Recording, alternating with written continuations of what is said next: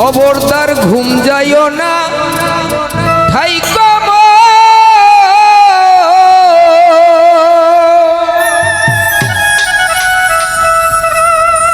ওরে ঘুমাইলে পড়বি ফেরে হারাবি মূল ষোলো আনা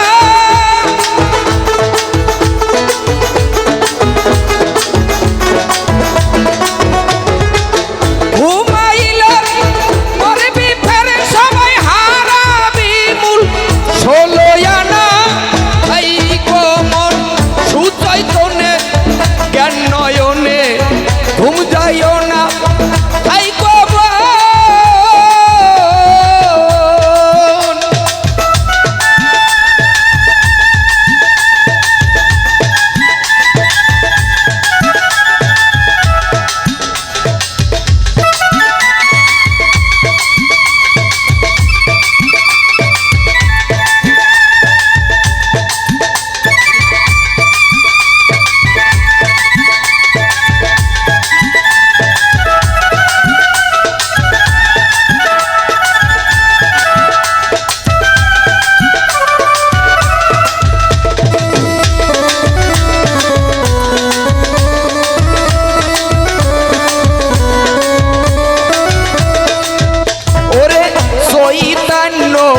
মানুষ দ্বারা বেহুশে ঘুমায় না তারা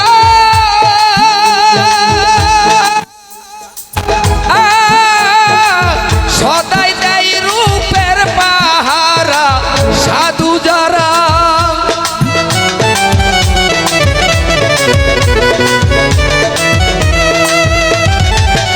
ওরে চৈতন্য মানুষ দ্বারা বেহুশে ঘুমায় না তারা সদাই দেয় রূপের পাহারা সাধু যারা ঘরামি যার বাধ্য থাকে ঠিক রবে ঘর ষোলো আনা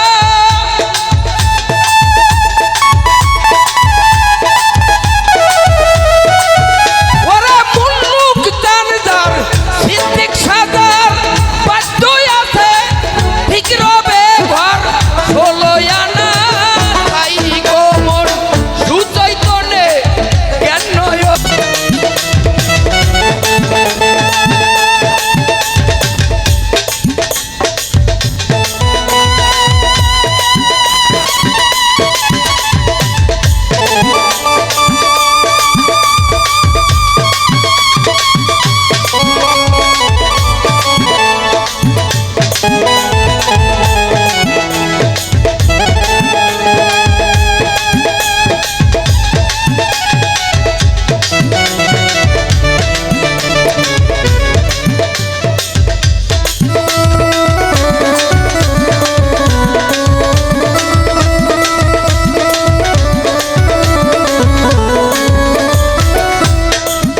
বাবা যেজন থাকে ভাঙ্গা ঘরে খালি ঘরে পাইয়া তারে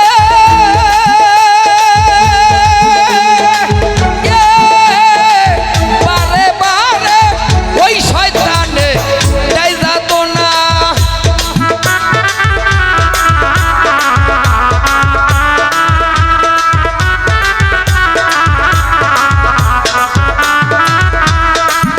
বাবা যেজন থাকে ভাঙ্গা ঘরে খালি ঘরে পাইয়া তারে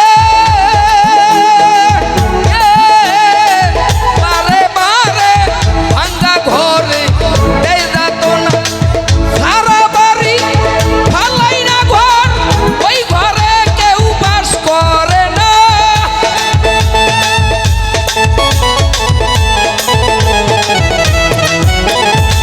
সারা বাড়ি ফালাই না ঘর ওই ঘরে কেউ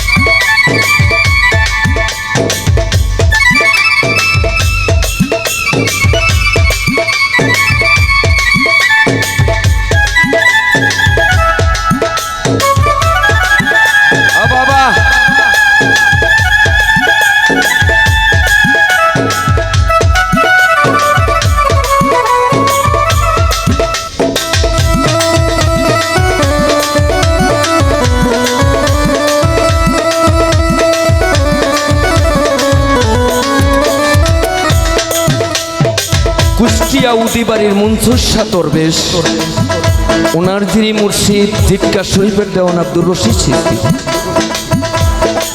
ওনার বাড়িতে মনসুর শাহ দরবেশ আগে ওয়াজ মাহফিল করতো মঞ্চে। ওয়াজ মাহফিল করে মানিকগঞ্জ জিটকা শরীফের দরবারে ঢুকেছে দেওয়ান রশিদকে সাইজ করার জন্য। দেওয়ান রশিদ ওই বাড়িতে বাঁশের চাটা ছাছে, মনসুর শাহ দরবেশ ওই বাড়িতে ঢুকে দেওয়ান রশিদের কাছে জিজ্ঞাসা করে, এইটা কি দেওয়ান রশিদের বাড়ি? বলে হ্যাঁ। বলে দেওয়ান রশিদ কি বাড়িতে আছে? বলে খুঁজা দেখেন। তারে কি আপনি চিনেন? বলে না। যখন এক লোক বলে এই তো দেওয়ান রশিদ, বলে আপনি যদি দেওয়ান রশিদ হন তাহলে কেন মিথ্যা কথা বললেন যে আমি দেওয়ান রশিদকে চিনি না? দেওয়ান রশিদ বলে, বাবা এই রশিদকে আমি খোঁজার জন্য এত কষ্ট করি, এখনো আমি আমার রশিদকে দেখি নাই। সেই মনসুর শাহ দরবেশের যিনি গুরু রশিদ চিশতি লিখেছে, দেওয়ান রশিদ বলে বারে বারে ঘরখানা লও